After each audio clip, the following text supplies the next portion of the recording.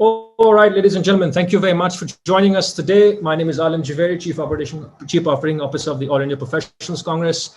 I now hand over to my colleague, mentor, and friend, Salman. Over to you, sir. Thank you, Alim.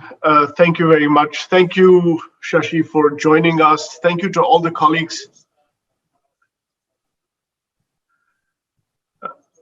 Okay, all right. Thank you, Alim. Thank you for guiding us. And thank you, everyone, for joining us. Thank you to our team for helping us get to our first Clubhouse event, a first for both Shashi and for me.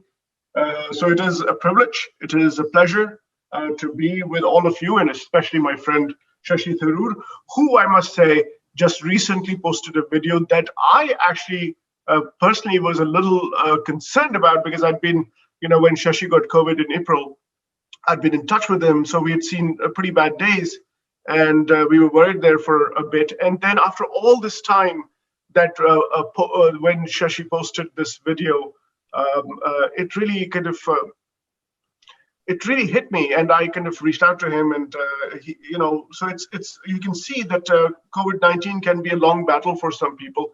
So Shashi, tell us a little bit about your experience and what's been going on, because I'm sure many people in the country and perhaps around the world are worried about what has happened with you. And give us a status check. Well, I can't say I'm fine, but I'm all right. I mean, in the sense that it could certainly be a lot worse. The thing is, I actually had been fully vaccinated, except that the second vaccination was taken just a few days before symptoms of COVID appeared, and therefore perhaps it hadn't had a chance to have an effect on the system. My mother, 85 years old, also got COVID. My sister, who was visiting us from California, she'd had 2 Pfizer shots, she got COVID. So we learned very quickly that vaccinations do not preclude your getting COVID, but of course, in principle, they mean that you would normally get a milder case. The classic COVID symptoms for all of us were indeed manageable. They were the cold, cough, sore throat, slight fever, the kind of flu symptoms that many people are familiar with. And in all our cases, it didn't descend to the lungs. In my case, however, the complication that arose was something called COVID-induced viral myocarditis, where the COVID virus inflames the conduction system of the heart and then starts playing havoc with heartbeat. So I'd wake up in the morning with a 32 heartbeat or a 33, and then 2 hours later, fortunately, went up again to normal territory, but it could plunge again unpredictably. There was a certain arrhythmia. I ended up having to spend 24 hours in the ICU, and then I said, look, I don't really want to use a bed that there's so much demand for in Delhi at that time. And so I was monitored at home instead with a device strapped to my chest. The unpredictability of the heartbeat issue continues, but the bigger problem now, a month and a half into my illness, is exhaustion. I'm terribly, deeply fatigued, and that's the thing that is difficult to explain to people, because you can sympathize with somebody with a broken leg. But somebody who's just so exhausted that he can barely sit up in bed is difficult to fully grasp what's going on with them. All I can say is that there are ups and downs. There are moments when one is really exhausted and moments when one finds the energy. This is a bit of a risk, this experiment. Will I be able to stay seated and intelligible and converse with you all for an hour? I'm going to give it a try, but that's where we stand right now. So that's the quick and detailed summary of my situation, Salman.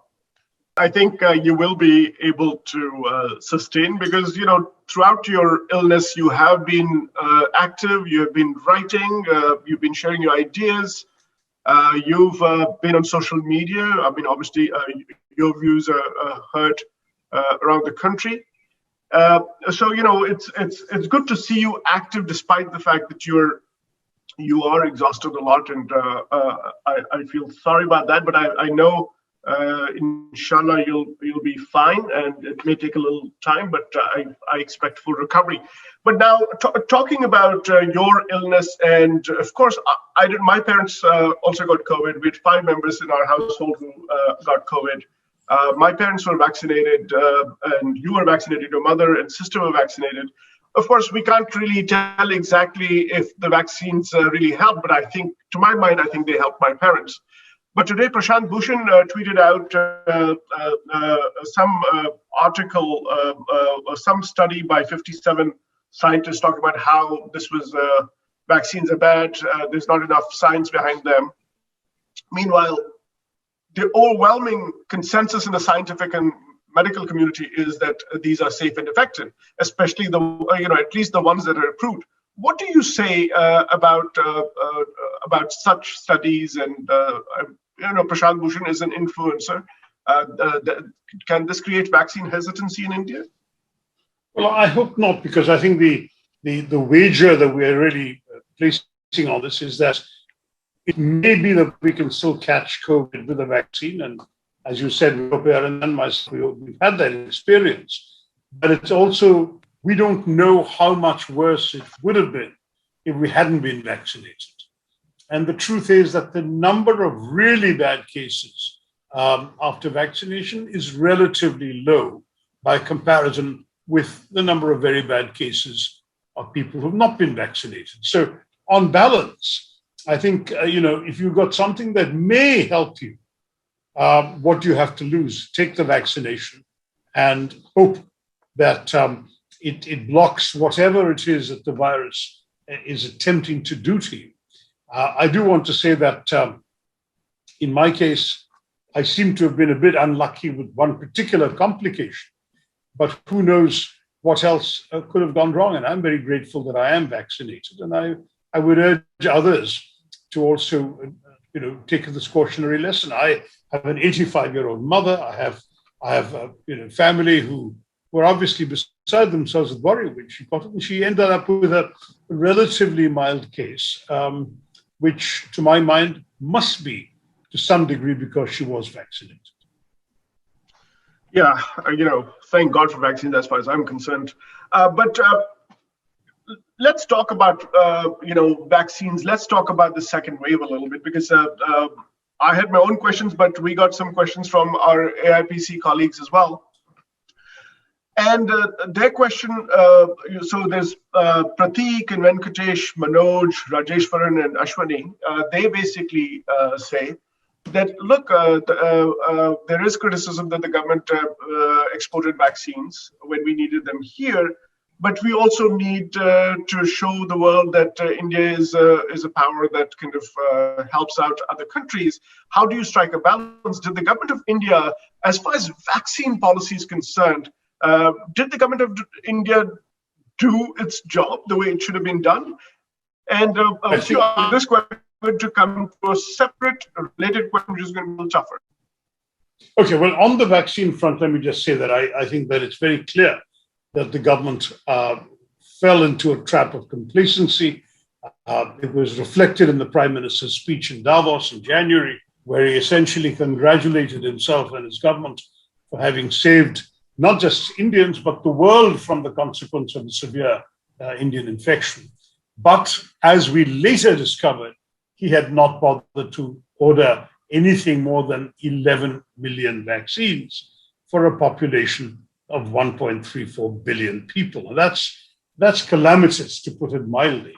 And I think that had we all realized that, certainly I, for example, who applauded embarrassingly publicly the government's vaccine Maitri program, under which it was exporting vaccines abroad, I would have thought twice about doing that. Had the government, like the governments of the US, the UK, the European Union, which all actually ordered vaccines going back to August of last year, and therefore have their supplies for their people at this time, had our government done something like that, given money in advance, in particular to the 2 Indian manufacturers, and scaled up production, we would not have been in this ridiculous situation where a policy to give vaccines to people between 18 and 45 was announced at the very time that vaccines were running out in vaccination centers for the rest of the people. So it was a tragic situation. By April, only 37% of our healthcare workers, barely 1.3% of our population had been fully vaccinated, and only 8% had one vaccine shot. So it really was a dreadful situation. Yeah, it's I wonder. It's sometimes you want to pull your hair out because we're going to talk about the economy because that's a field that I can focus on. But I really sometimes have I'm angry sometimes about what has happened in India. I think a lot of this, Shashi, is driven by. I think it is somehow about image. Somehow you have to look larger than what you really are. And I think it starts with the Prime Minister. And, we've been very critical of the government, of course, for good reason. We have dead bodies floating in rivers in the 21st century.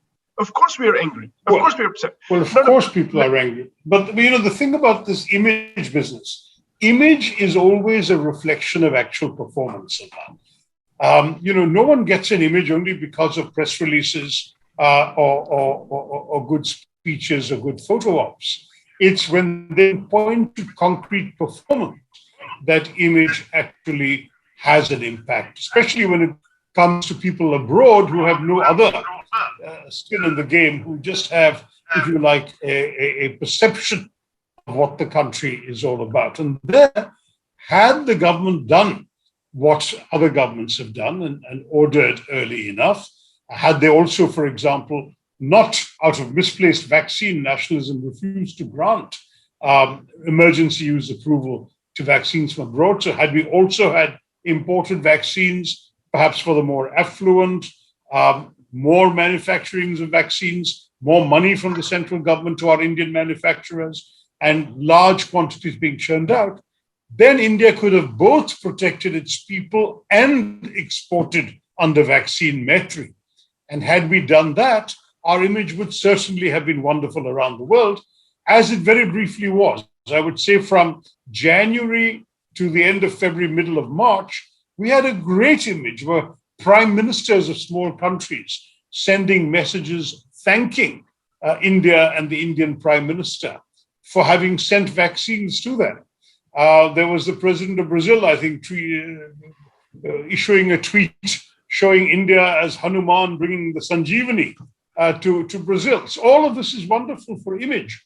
But the moment it became apparent that India actually didn't have vaccines for its own people, that India was getting into a crisis, and when that crisis occurred, that the government was struggling to mobilize doctors, nurses, testing kits, personal protective equipment, hospital beds, ventilators, oxygen cylinders, medicines, and of course, vaccines, then obviously our image could not possibly survive such a realization. And when people realized this around the world, even before the horrific images of the bodies floating down the Ganga, very clearly the national image had taken a terrible beating. And then all the hollow claims, including some of the boastful ones made in Davos in January, and then the celebration of those things we sent out, vaccines we sent to foreign countries, that looked very hollow, especially when we abruptly stopped even contractual commitments to export vaccines, because obviously we didn't have enough vaccines for our own people. So it really was a major botch up, and inevitably our image has suffered around the world. So I agree with you, of course, and not because we're on the same side or we're friends, but I fully agree with you. But the question is, how does it make you feel as you've been in the UN for so many years at such a senior level, a diplomat? How does it make you feel when former ambassadors, a group of former ambassadors, Indian ambassadors, write an op-ed piece in the Indian Express, basically outlining, of course, many things which are right about, the government is continuing certain policies of the UPA government, et cetera, and taking, obviously building on that. But it seemed to me the undercurrent of that piece was there is a Toolkit Gang and lobby that we are obviously part of, who are out to destroy Modi's image. What does that say about what has happened to people in India, or these types of people? First of all, I don't think he needs any help destroying his image internationally. He's doing a very good job of it himself. So I think that charge is somewhat misplaced.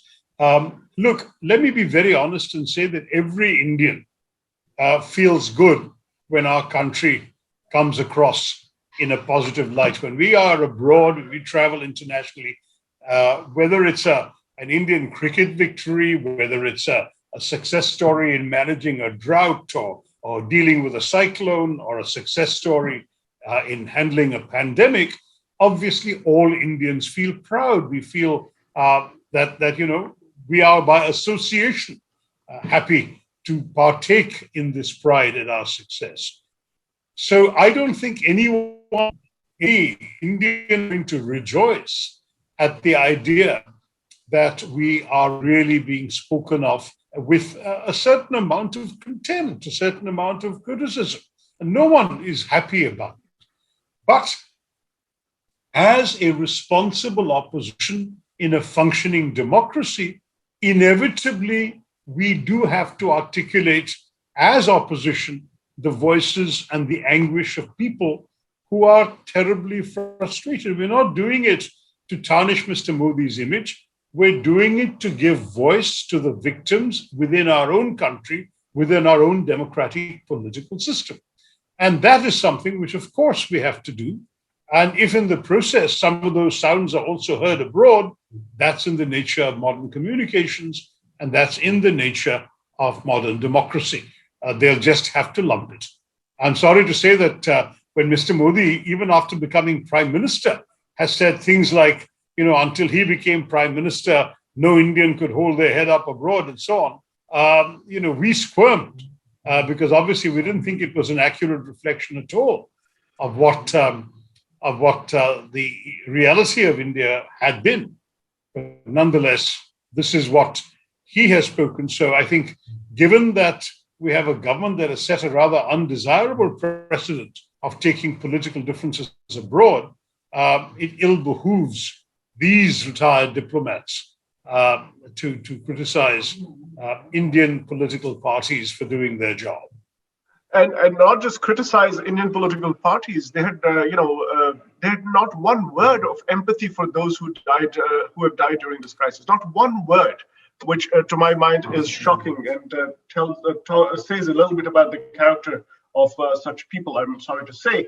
But because they brought up image, because the image is seems to be so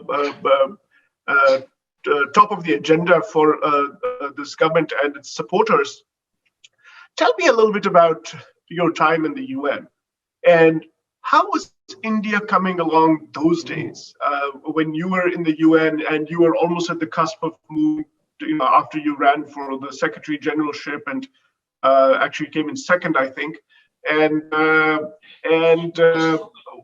how was India viewed those days? And then you came to India, obviously, because you were attracted. Obviously, you're a great patriot, but at the same time, you moved here because you felt you could do more. And so tell us a little bit about India's image those days, and how after Nigeria just banned Twitter, and how Delhi police went into Twitter. What's going on? Where are we now? Yeah, I mean, I must say that when you look at what India was in those days, it really was quite a star country at all sorts of levels. In fact, there'd been this phenomenal success at Davos when India had sold itself to the world as the world's largest, fastest growing free market democracy. And that was obviously a very pointed contrast to China, which was perhaps growing faster and was larger, but was no democracy. And India had this luster of being both a success story and a country that had very successfully managed its diversity and the diversity of the people of the country. So all of this to my mind, was a huge, huge success.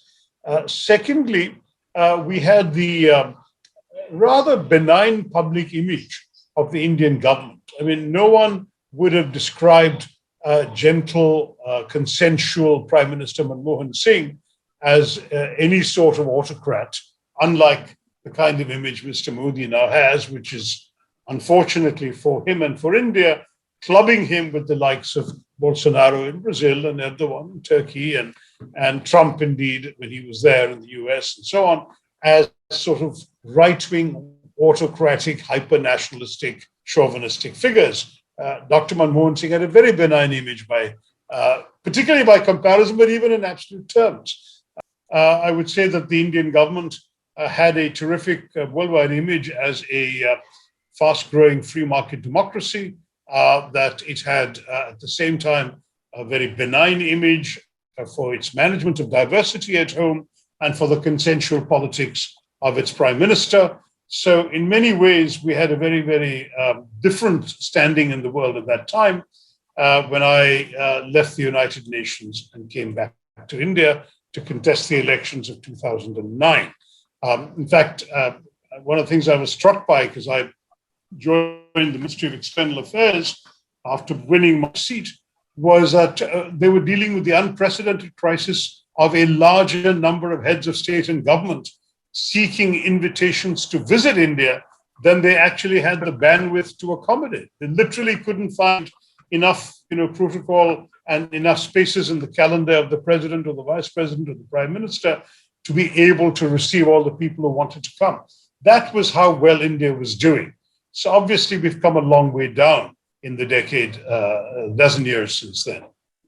And I wonder if it starts with, you spoke about two prime ministers. I wonder if it has something to do with the fact that maybe Prime Minister Modi doesn't, maybe people are afraid to speak up in front of him. Why else would he do demonetization? Why else would he go through, basically he's, run the country into the ground through this vaccine kind of policy and total mismanagement, hubris. Tell me about your time with Dr. Singh. You were his minister, you had come from the UN, you were almost the Secretary General of the UN, and then you were in this. Did you ever feel that you could not say something in front of him, that you Oh, no, that was the most wonderful thing, was that I actually didn't see any real difference in the freedoms that one has in the international environment to speak to one's superiors, and the freedoms I found when I came into the government of India. In fact, what was interesting about Dr. Singh was not only that one could speak to him when one was in a meeting with him, but he would often call. At least once a month, I would get a call to just come over to the Prime Minister's office. And he would ask me, so what do you think about this and what do you think about that? He actually wanted to know people's views. And that was the most satisfactory and, I must say, admirable thing in dealing with a man of that quality. In other words, you don't have somebody who believes he knows all the answers, or even if he knows all the answers, he believes that he can gain from hearing other points of view. So that's far from what we've seen, as you mentioned, with the demonetization. All the evidence, all the information, all the published sources say that it was undertaken with neither the finance minister nor the chief economic advisor in the loop. So demonetization was announced, and the two principal individuals responsible for economic policy were kept in the dark before the announcement was made. Now, that's not a serious way of running a professional government. Similarly, the lockdown when COVID happened last year was announced at a little under 4 hours notice, without consulting any of the state governments, which in our federal system was a complete anomaly, and without giving any notice to anybody. So the announcement was made in such a way that, for example, employers who might, with enough notice, have been able to make arrangements for the migrant labor they were employing, could not, because everything was locked down. They couldn't reach these laborers, the laborers couldn't reach them. And they were essentially left to fend for themselves. And we saw the huge human tragedy of the millions of migrant laborers trudging home after that. So all of this is a direct result of a style that completely eschews consultation and that absolutely steers clear of consensus or cooperative management. That is a genuine problem. Yeah, and it is a problem that has actually created, to my mind, an economic crisis that, frankly, after demonetization, I never thought India would have a worse crisis. And I think I want to get to a question that some of our AIPC fellows had asked. This is Purika, Abhijit, and Rajesh. They basically said that economists are of the view that India is going to have a U-shaped recovery, and there's the share market seems to be doing well, but overall we see economic devastation. That the economy has contracted by 7.3%, but I want to tell everybody who's listening to us that 7.3% is based on what they know as in the formal sector. The informal economy, which is a huge part of the Indian economy, we really don't have a good sense of how things are, but most people think that things have gone horribly wrong, and that there is a study which said that 97% of Indians have actually lost income. There's another report which talks about over 200 million people have fallen into poverty, much greater numbers than even the World Bank had predicted just last year. Now, what is your sense of what this devastation means for India's future? Because this is going to be, I think, a big challenge for us in the coming years. Salman, you're our economist, and you can give a better answer to that than I can. But common sense tells me that this is really going to hurt ordinary Indians terribly. We already have the worst unemployment levels ever recorded, which means that there are people out of work. And I'm reading figures that say that perhaps a couple of 100 million people may have slipped into poverty who had pulled themselves out of poverty in the course of the last decade or so. So it's really a horrendous development. The concern that many of us would have would not just be about macroeconomic numbers, and those are obviously very revealing, but about the tangible impact this will have on human beings, on our fellow citizens, and their ability to live decent lives, bring up families, and hope for the future. So to my mind, it's really calamitous. But as an economist, why don't you tell everyone who's listening a little more about the implications of what you've just raised yourself? I've been thinking about these issues for some years now. In fact, I'm writing a book right now about India's post-pandemic economy and what we can do. But the real worry is that even before, even before the pandemic hit, India's economic trajectory was, we were stagnating. And actually going down slowly. And I think that was a worry. So we entered the crisis fairly weak. And that weakness, I personally think, had a lot to do with demonetization. So when you go into a crisis, which is like this kind of crisis, it reminds me of the global financial crisis when it hit in 2008. There's a Federal Reserve Bank of St. Louis. They did a study which basically indicated that the output of the United States in 2018 compared to its trend, pre-crisis trend, where it would have been, the US economy was much smaller than it would have been had that crisis not struck. Now, remember, that was a financial crisis. So banking sector and other things. This crisis is different. This is a generalized crisis. So India was already weak, going into the crisis, and you can ask the government why the economy was doing badly, because I think we know why. And then this crisis hit, and this is a generalized crisis. That was the first wave, lockdown, and then came the second wave. I'm afraid that recovery, people talk in terms of general, U-shaped, V-shaped, K-shaped, whatever, but I think, I don't think people fully understand that we are going to not recover to pre-pandemic trends or trajectory for at least a decade, longer, and might I add, for that, you need the kinds of policies, you need quick work. There are, and there's tons of literature from all over which talks about how you got to deal with the crisis very quickly, firmly, decisively. We can't get into a situation where you don't have vaccines, for example, for a crisis like this. So I think that the best case scenario would be having a government. We need a government. A necessary condition is a reasonable, sensible, policy-driven, evidence-driven government that can actually take some measures that will stop the bleeding, and then start kind of, building this economy back up. It will be a long, long path to recovery. I might as well say this now, and I'm writing about this. I personally think that the UPA era trajectory, I don't think we'll see in our lifetime, unfortunately. Even if you have a good government in place, unfortunately. I think that is the kind of devastation we're looking at. I don't think people fully understand it right now. I think people are very immersed with COVID-19 and the vaccines and all the stuff, but the kind of devastation I fear is going to be, if you look at these numbers of 200 million people having fallen back into poverty, we always knew they were vulnerable to falling back into poverty, but it actually happened, according to this report. And I have no reason to not believe this report because we've seen what's happened to the country.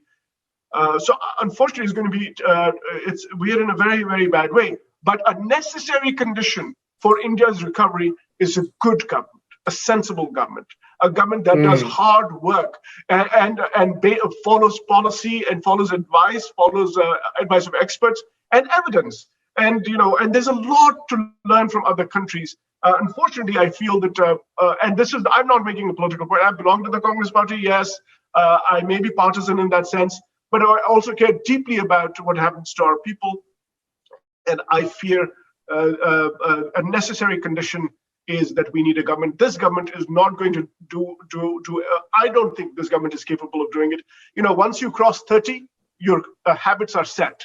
Mr. Modi is not going to change at this age. He is who he is. I don't think he is the right person to take us through a recovery process. But I don't want to make it too political, so let's get out of that part. But the economy is not doing well, and we need to put more pressure on the government to kind of, people are going to die of starvation. I'm telling you, people are going to go hungry in this country. Our children are going to be stunted more than they have been, and they have been for a long time, stunted and all that. So I think we need to take some steps quickly, decisively to move this country out of this mess. And nothing will work without vaccines. A vaccine policy right now, which is terrible vaccine policy. I just saw an ad, a short thing on Twitter where big hospitals had lakhs and lakhs of vaccine doses. I think it's a travesty. It's a slap in the face of poor Indian people who cannot afford a vaccine, that some people are jumping the queue. It is an abhorrent thing. I condemn it wholeheartedly. I just wish people would just wake up and say, we cannot accept this anymore. I'm just so angry, you can tell. Anyway, let's get to something else, Shashi. And that is about you now. We've talked about the economy, we talked about a bit of foreign policy, we talked about COVID-19. Tell me a little bit about where you go from here. You've been a 3-time winner of Lok Sabha elections, during some difficult times, and the elections are coming up in 2024. But you are vilified by your opponents. You're abused by a huge troll army. I dare say that some people who are our friends may also not like you, in the sense that, there is some level of, Shashi Tharoor, what an image and all that stuff. And, you're such a presence. Do you not sometimes say, you know what, I don't know how to do this. You could just go, you could write, you could do speaking engagements, you could travel the world, you could lead think tanks. There'd be so much demand for someone like you. what makes you keep on doing what you're doing? Because I know you love what you're doing, despite everything. Tell us why. Why, Shashi? Thanks, Salman. Well, I don't always love what I'm doing, but I do feel one strong motivation, and that is to make a difference. I mean, I've somehow from childhood always had this feeling that if one has to have any purpose to existing on this planet, it can only lie in making a difference in the lives of others, in making an impact on your surroundings, and therefore in giving meaning to others through everything that you do, write, think, say. And that's what I've tried to do all my life. When I chose to come back to India, I had very comfortable options. The ones you mentioned: relax in a comfortable environment, make enough money, write, speak. I was getting $50,000 a speech already in those days on the speaking circuit in the States. Half a dozen speeches would have put me very comfortably off. But I just felt that had never been my motivation. Money or comfort was not the bottom line. I really wanted to see how I could, as I once perhaps immodestly said, India matters to me and I want to matter to India. And in the same spirit, I wanted to come and see how I could help and make a difference. I was confident that with my experience, my knowledge for what it's worth, that I could make a contribution given the opportunity. But I knew I had to earn the opportunity, going to the people and winning their trust and winning their votes. When I was able to do that, I felt that was my mission, that was my calling. And it wasn't always easy. I've had two resounding victories and one very, very close squeaker of an election win. But that's politics. And the truth is that you know that there's no guarantees at any time. You can't take the voters for granted. But you also know that in the trust they have given you, you have actually achieved something that's very precious and valuable, that's given only to a few, and that therefore must be guarded with a great deal of sensitivity and care. So yes, I have my frustrations, I have my problems. I am certainly not enjoying a lot of the abuse and vilification that you mentioned. But at the end of the day, I try not to lose sight of the larger goal, which is to make an impact in creating a better India. I recognize that success is far from guaranteed, and that certainly there are severe limitations to how much we can accomplish in the opposition. But at the same time, I've always believed that the country comes first and politics and everything else comes second. And I will do my very best to speak out for and stand up for the right things for the country, whether or not that happens to suit me politically. And because you talked about being in opposition, and obviously the other side of that is being able to get back to governance and being able to govern and winning. Now, we have some questions from our fellows, and I'll summarize them. So it's Sanjeev and Dr. Chandra, Santosh, and Richo. And also, these are related questions, so I'm going to mention these other people: Franklin, Dharmendra, Abdul Banan, Shirish, Madhusudan, Chintan, and Rakesh. This is about the Congress Party. This is about the Congress Party, and it's about the BJP and the Congress Party. So the BJP, clearly, there is an ideology at play. They talk about abolishing Article 370, Triple Talaq law, Ram Temple, these kinds of issues. Meanwhile, and of course, they in 2014 they married that with economic development rhetoric, which they have totally failed on. But that is their ideology. What does the Congress Party? I think the Congress Party seems to, at least people don't have a sense of where the Congress Party stands. What is the ideology going to be going forward? What is 21st Century Congress Party about? Well, if I had to summarize it in two words, it would be inclusive India. I think by that, I don't just mean inclusion in the economic sense that you as an economist are familiar with, but that's very important, making sure that nobody is left out of India's economic growth and prosperity. But it's also inclusive in the social sense, in the religious sense, we have a government right now which is dividing us as a society and as a nation, which is unfortunately encouraging people to identify themselves as us and them, whereas for the Congress Party, all Indians are us. We are together in this, and we want to see everyone of every background flourish. I would say that finding India a sensible place in the world, improving the well-being of the masses, particularly those who have actually been stuck below the poverty line or have been pushed back under it by recent developments. All of that is a very high priority for the Congress Party. Keeping India together and not divided by religion, caste, region, language, and so on is another major priority. So we stand for inclusive India. And I think that we have done a reasonably good job of proving that during our opportunities in government, which of course we haven't had for some years now. Now, Shashi, let's talk a little bit about, let's take this a little forward, push this a little bit more. Because, okay, I sense in India there is a lot of anger with how the government, the central government and other governments may have performed during this time. I think people realize that there's a lot of, there are going to be a lot of challenges.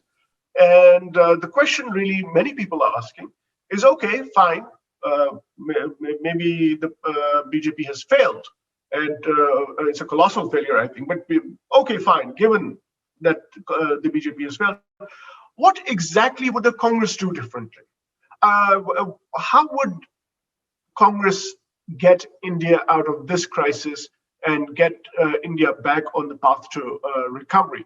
What is it that you would do differently? What are some of the key things? I mean, everything. Honestly, I think both what the policies we'd follow and the way in which we do them would be very different, Salman. I mean, certainly the Congress Party respects expertise and would turn to experts. I can see that many of the country's foremost economists, for example, have been speaking out quite critically of what's been happening under Mr. Modi, and I can be quite certain that they would be given an opportunity to guide a Congress Party policy. So we would respect expertise. But if you want to take very concrete specifics on the COVID crisis, for example, we had talked throughout of taking proactive measures when COVID was first beginning. We had talked about a lockdown, but with adequate notice. We had talked about a safety net for those affected. We had talked about a fiscal stimulus that was a serious stimulus and not, I'm afraid, a smoke and mirrors stimulus as the one we got. We talked about help for small businesses so they could keep their people employed. We talked about a serious moratorium on both loans and interest. We'd had some very, very specific policy suggestions, which obviously would have been what we would have done had we been in government at the time. And the way we would have done, we would certainly not have plunged the economy into the uncertainty of demonetization. We would certainly not have pretended that after the Chinese had killed 20 of our soldiers, that quote unquote, no one has intruded, as the Prime Minister said. We would have had a number of major differences in terms of our policy approaches right across the board, whether on foreign policy, whether on vaccine management, whether on lockdown announcements. And of course, one of the key things we believe in very strongly is in empowering the states, but to only where they have the resources to be able to do it. The central government today has disempowered the states, taken decisions riding roughshod over them, and at the same time then shuffled problems off onto them without giving them any additional money to deal with them. So vaccines are a classic example. The central government, the present central government says, we have negotiated a price for us for the vaccines we will buy, which will be for people above 45. And as far as we are concerned, the state governments can go off and bargain by themselves to do what needs to be done and actually come up with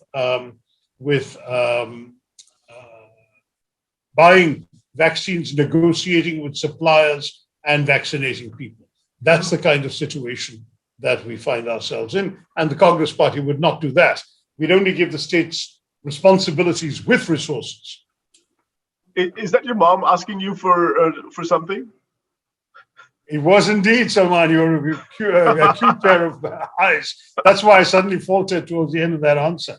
But anyway. Alim, I know we've gone past 1 hour, but do we have a few more minutes? I have a few more questions to ask.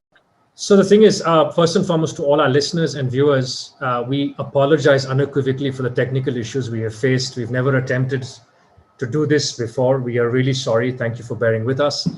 Dr. Tharoor, if you are okay health-wise, we know you're recovering. Would you be willing to take a few more questions, say till the end of the hour, another 10, 15 minutes? It would go longer for our listeners. Another 10 minutes or so would be about it. Okay, 10 minutes. Wonderful. Leave Salman to answer the last couple of questions. Sure. We also have, we've also got quite a few listeners on Clubhouse. For those of us, those who are on Twitter, AIPC is broadcasting Dr. Tharoor, just in case you're wondering where he is. He is there on Twitter, but via the AIPC. So please don't be worried. Thank you again. Let's continue. Okay. So, I think the kinds of things you've said, they're very sensible. And, I sometimes, it's unbelievable what's happening in India. As somebody who's a student of economics, I look at things like, why are they doing this? What is going on in their minds? Why are they subjecting India to this? But anyway, I want to make a slight digression before coming back to you talk about China, and China is obviously, whether we like it or not, is a rival. But China seems to be more a rival of the United States. Meanwhile, we had other friendships besides the United States. We had Russia and others. But seems to me that India's situation is very interesting, and I don't know what you think of it. I feel that with the Democrats taking power in the United States and progressive Democrats being very vocal on issues of values, democracy and personal freedom and rights and all that, they may not take very kindly to what's happening in India. Meanwhile, India's erstwhile good friend Russia seems to be getting closer to China, and China is obviously taking on the United States. And China, after this particular crisis, is going to be far ahead. I think it's going to leap ahead of. It was already way ahead. The per capita income was almost 4 or 5 times India's per capita income. But after this crisis, given how they've dealt with it, they've all, I think there's going to be a separation. I think now they'll be taking on the US. So strategically, what does India do? Because India needs friends, because this is a very tough neighborhood.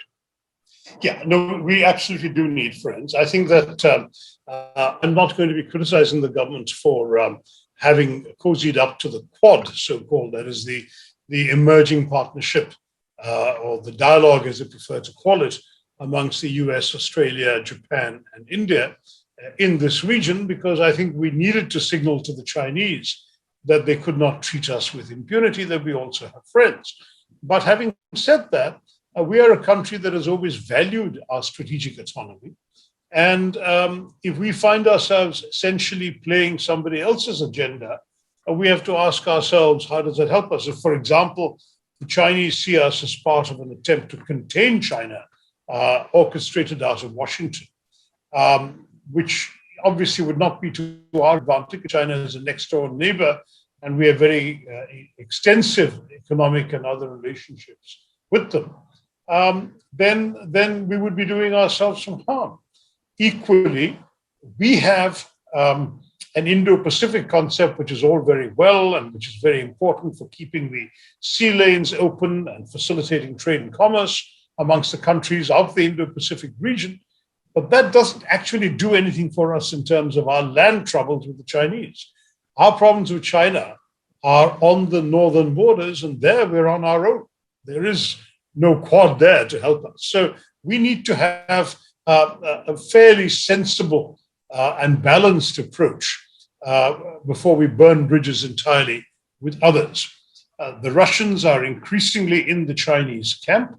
Can we afford to tell the Russians off, as it were, to turn the Russians off by going off and making common cause entirely with Washington. Obviously, we can't. Russia is a very major defense supplier for us still, for example.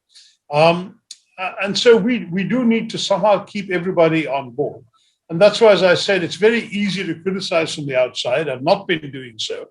If anything, I have actually, in my writings and statements internationally, I've been showing a lot of understanding for the Indian government stand on the Quad, the Indo-Pacific, and the northern borders. But I do think that that what's important for us is to always bear in mind that the purpose of any Indian strategy ultimately has to come down to the well-being, the welfare, the prosperity and security of the Indian people. That's essentially what foreign policy is all about. It's about helping people here. It's not about playing games on some international chessboard without regard to what's happening to the pawns back home. Yeah, I mean, it is very complicated. I think, I know we talk a lot about the US, we talk a lot about China and Russia. We don't talk enough about the Europeans and how those relationships are going. And the Europeans are not going away. They're still a very powerful bloc. And I feel that somehow they're not as much in the discussion when we talk about these issues. But having said that, now let's get back to the future a little bit, Shashi. You talked about the kinds of things Congress would do, and certainly the kinds of things that we would not do. Do no harm is a sensible policy. Don't do harm, which somehow this government seems to enjoy doing. Where do you see Indian politics over the next few years? When you kind of let's take your crystal ball and let's gaze a little bit, and what do you think is going to happen over the course of the next year or two? How is Indian politics going to evolve? Well, we have 16 elections coming up, Salman, states, and that's essentially going to be a series of referenda on how the government's functioning.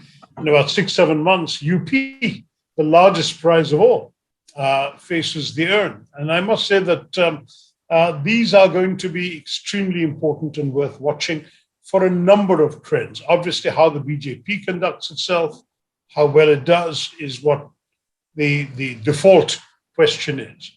But there are other things. Will the opposition come together? For example, it's clear that in many states, Bengal having been the most recent example, the principal opposition to Mr. Modi and the BJP is coming from a regional party. In UP, there are two regional parties in the fray who in many ways are seen as being ahead of the national opposition party, the Congress. In most of the other states that are coming to the polls in the course of the next couple of years, the Congress is the principal player in opposition to the BJP. So in the 16 states, I think 13 are going to be a straight Congress-BJP fight. So the Congress party, how it fares, how it organizes itself, how it gets moving, these are going to be very important things to watch in Indian politics in the next couple of years. We are in a somewhat anomalous position in the Congress party at the moment. Our president stepped aside. We have an interim president. There's been some desire to get some stable arrangements in place. And certainly COVID has frustrated any attempt at reorganizing any of these spaces. But one would think that that would also be an extremely important thing to pay attention to in, as you said, the time frame of your question for the next couple of years. That would be the other thing. So the emergence of strong regional parties, a tendency for the opposition to coalesce, to come together and to cooperate in order to put a more or less united front against the BJP, and the Congress party getting its act together and demonstrating in a series of state elections that it is the viable alternative to the BJP. All of these, it seems to me, are the key trends that we would actually have to watch out for. You know, a lot of young people are probably watching us. They look up to you, and many of them are in AIPC, and many of them are doing great work. You know, right now throughout this pandemic, our own people have been working And obviously, I know you appreciate that. I know you value all these efforts. I do as well. What is your message to young people around the country, and also with our own AIPC fellows? What is the message that you want to send them? As I painted a rather grim picture, but I know that that is not all. But I'm still optimistic. I still remain hopeful that we can do something. What is your view? What can young people do? What should they be looking forward to? Do they have something to look forward to? What can you say to them today? Well, it's your country, is what I would say to them. You have a stake in its success. Running away is not a satisfactory answer. Staying on and being indifferent and just confining yourself to your own immediate circle is an opt-out, is a cop-out, I beg your pardon. What you need to do, it seems to me, as a young person, is to say, this is my country. I have a stake in making it better, and I'm going to do my very best to ensure that I give the best I have to offer to create a better India. And certainly, it's our job to provide forums like the All India Professionals Congress, in which young people can do that, in which they can find themselves, where they can express their ideas. Today, you and I have been doing much of the talking, but in most of our AIPC events, we encourage the fellows, particularly at the chapter levels, state levels, to talk, to express their ideas, to come up with initiatives that can then be fed up the party structure. It seems to me that every young person does have skin in the game, and also the younger you are, the less you have to lose, because if things go wrong and you end up with egg on your face, you can wipe it off and pick yourself up with lessons learned and go on later in life. So my view is, young people, we need you. We need your enthusiasm, your energy, your risk-taking, your smarts, and your commitment. So stay with us and work for India.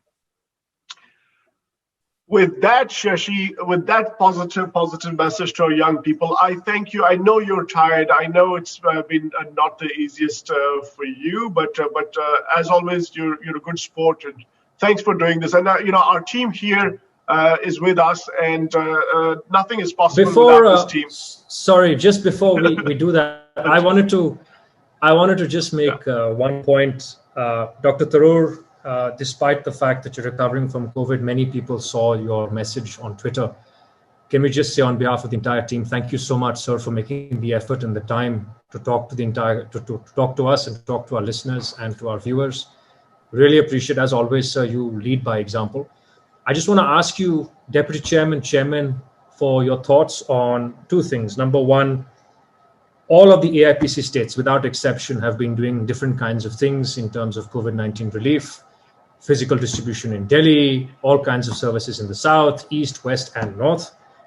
To those AIPC fellows currently engaged in relief efforts, what message do you have to them? And could you talk a little bit before you go about Hello Doctor?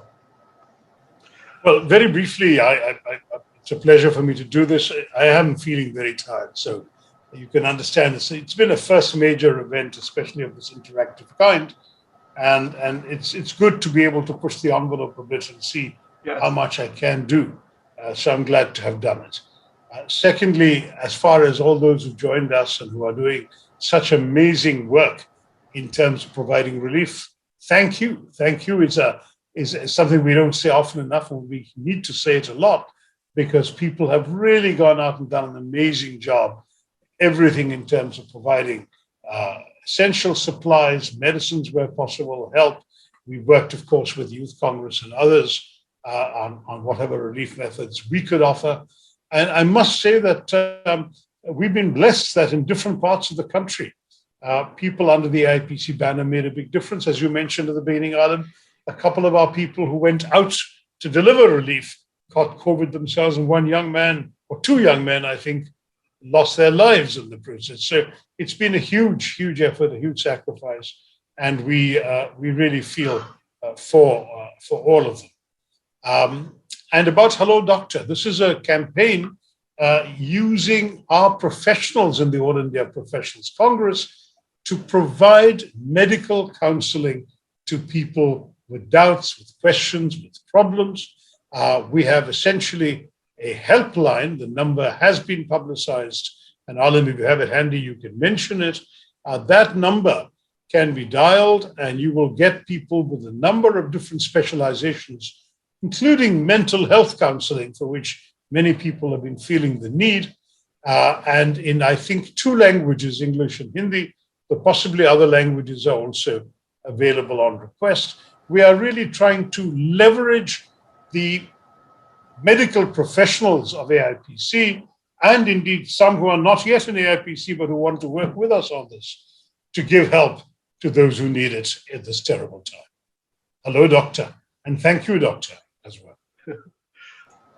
I have nothing really to add to that excellent summary, except my own thanks to all of our fellows who are just doing a great job, But, this is a time I truly believe that your country needs you.